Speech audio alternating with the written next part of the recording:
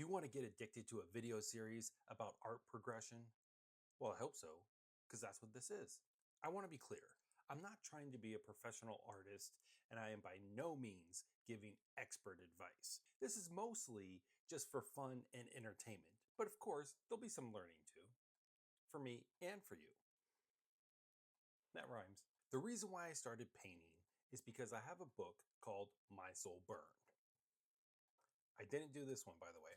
So I started painting to do some promotional art to promote the book, and I just really took a liking to it.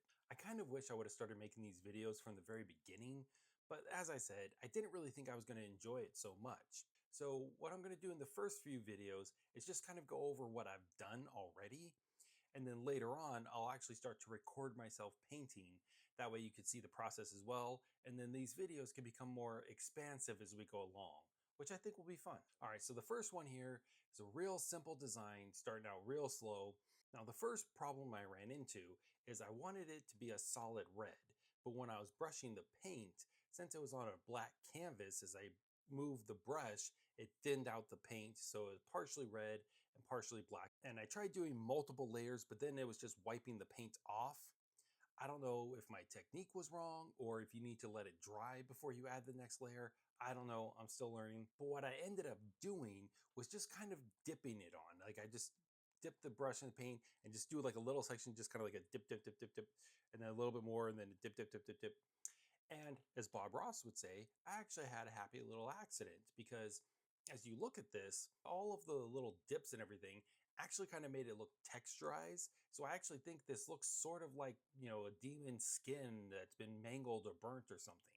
Now, the next one I did was very similar. This guy here. What I did with this one is when I drew the devil head, I cut it out with an X-Acto knife and I put it on the canvas, and then I just painted the flames around it. So I wasn't able to get the edges very well, which is why it's kind of hard to see the horns.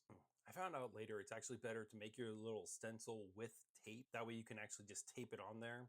And then the tape does remove from the canvas pretty easily. But overall, I still like it. I think the flames look pretty cool. The next one is this guy right here. I think this is the best one out of my original bunch. There's a few I did that I didn't include in this video. But again, I do think this is the best one. The only downside is I don't love the hair.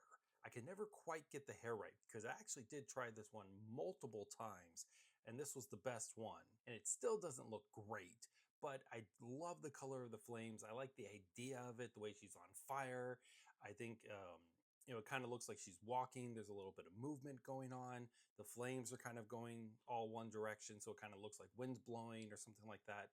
So overall, I'm pretty happy with it. So for the next video, I'll tell you about my next step where I tried to get a little bit more ambitious. Check it out.